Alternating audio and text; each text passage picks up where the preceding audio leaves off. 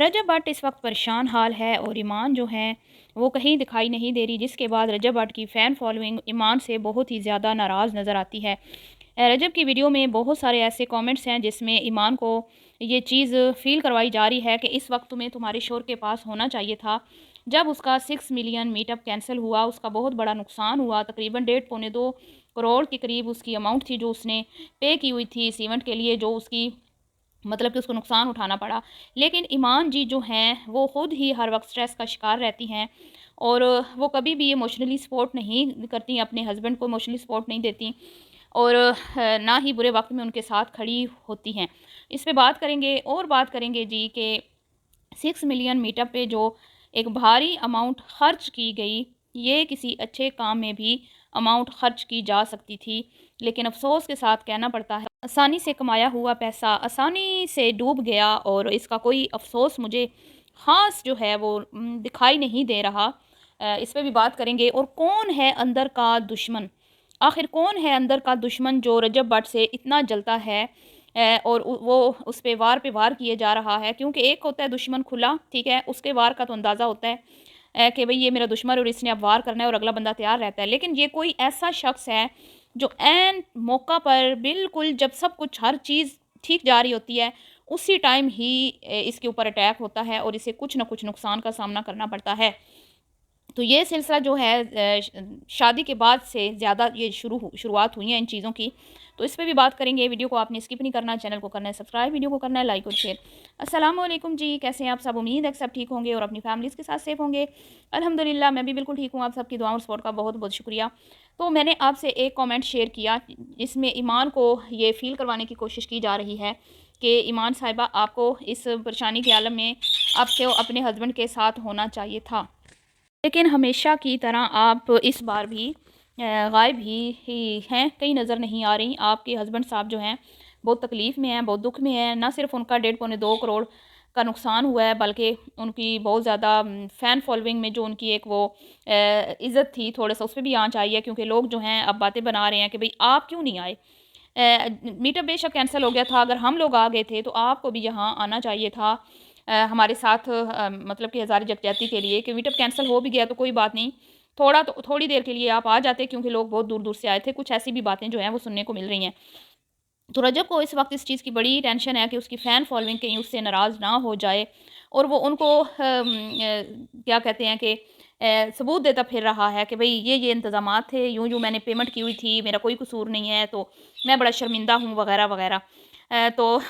लेकिन जी अम्मा रो रही हैं, अम्मा हमेशा की तरह बाज़ी ले गई हैं और माँ जो है वो कहती हैं कि जी माँ तो माँ होती है ना, माँ तो अपने बेटे को किसी हाल में छोड़ के नहीं जाती, चाहे उसकी खुद की जान ही क्यों ना चली जाए। बीवियाँ चली जाती हैं, बहन-भाई चले जाते हैं मुसीबत में छोड़ के, लेकिन माँ वो वाहिद हस्ती है जो अपनी औलाद को कभी भी परेशानी में छोड़ के अकेले उसको कहीं नहीं जाती, ठीक है? वो हर मुश्किल वक़्त में उसके साथ साबित कदम रहती है।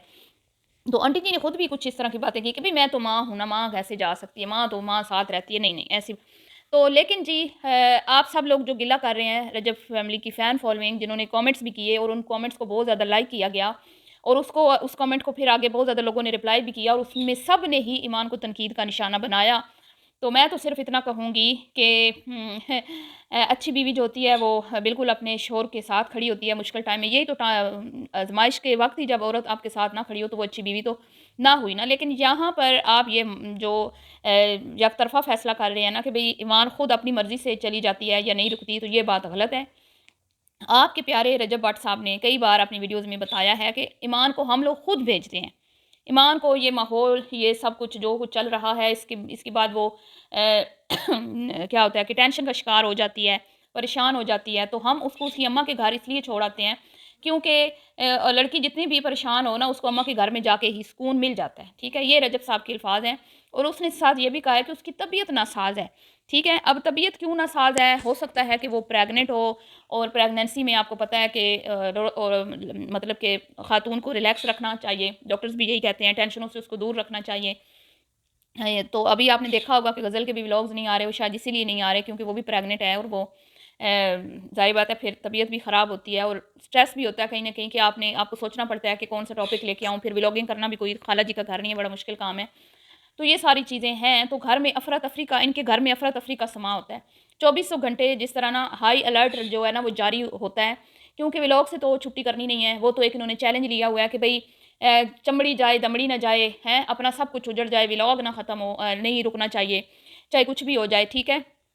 تو یہ ایک عجیب سی بات ہے، ویسے ہی مجھے اللہ معاف کرے، استغفر اللہ، یہ کہنا نہیں چاہیے، یوں قسم نہیں کھا لینی چاہیے کہ بھئی ولاگ آئے گا ہی آئے گا، اپنی صحت اپنی زندگی سے بڑھ کے، اپنے گھر کی خوشیوں سے بڑھ کر کچھ نہیں ہوتا۔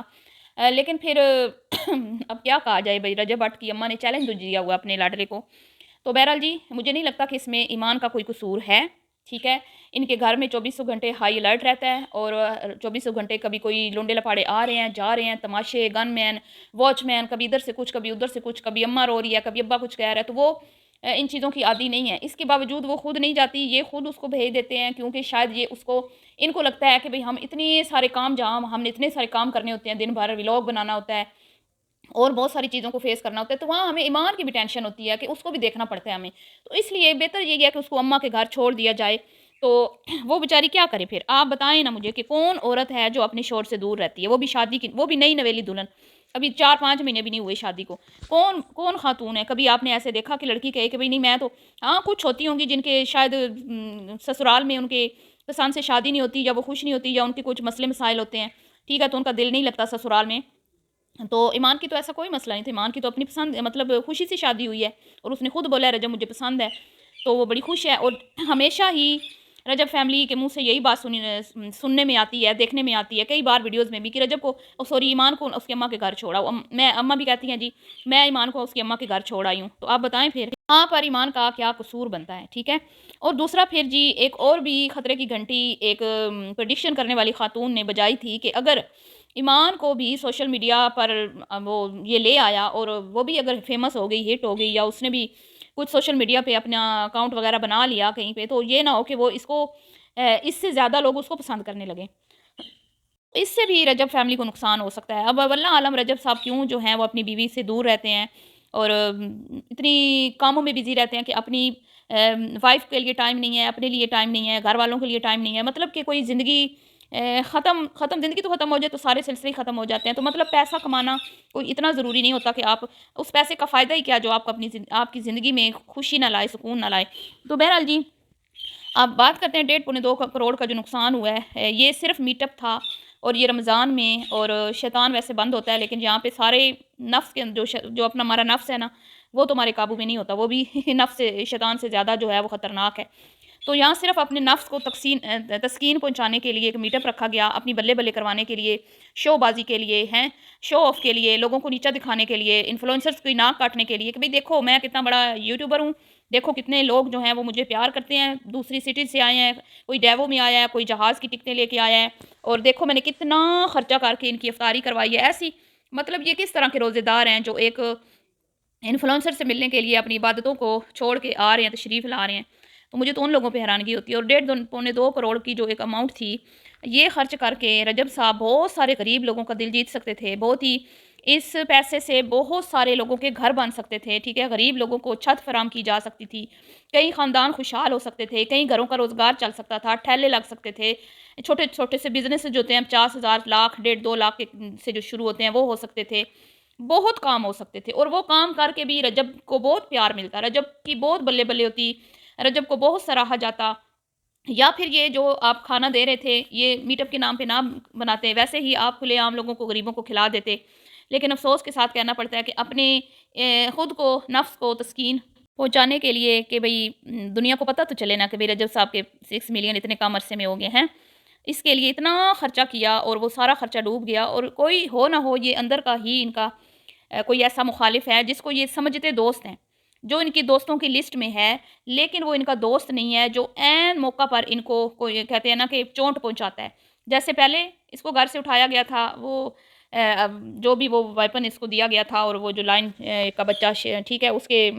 وجہ سے، اور اب پھر اس کا میٹ اپ بالکل جب ہر چیز تیار تھی، سارا خرچہ ہو گیا تھا، پیمنٹ ہو گئی تھی، اس نے پیسے دے دیے ہوئے تھے، اور عین موقع پر، پہلے نہیں عین موقع پر اس کو چوٹ پہنچائی گئی، تو یہ اس کا اپنا قریبی ہے، کوئی اور نہیں جو اس کو خوش نہیں دیکھ سکتا، اور یہ پیسہ یوں اڑاتا ہے جیسے یہ کماتا ہے، مطلب جتنی آسانی سے یہ کماتا ہے اتنی آسانی سے یہ اڑا دیتا ہے، محنت سے کمائی ہوئی جو رقم ہوتی ہے وہ انسان اس طرح کبھی بھی اس کو میں یاشی کہوں گی، ٹھیک ہے، بلے بلے کروانے کے لیے کبھی بھی ضائع نہیں کرتا، ٹھیک ہے۔ تو یہ مطلب کہ بہت افسوس ہوا ہے مجھے، یہ اس کی رقم جو ہے وہ مطلب وہ کھانا تو چلو لوگوں نے کھا لیا لیکن پھر بھی اس کا نقصان ہوا ہے، ٹھیک ہے، کیونکہ وہ کھانا بھی باسی ہو گیا تھا، کوئی اتنا فریش نہیں رہا۔ تو بہرحال جی اب ہم کیا کہہ سکتے ہیں، فیصلہ آپ نے کرنا ہے۔ اپنی کامنٹس میں رائے کا اظہار کیجیے گا۔ ملتی ہوں نیکسٹ ویڈیو میں، بھی کے لیے اتنا ہی، اللہ حافظ۔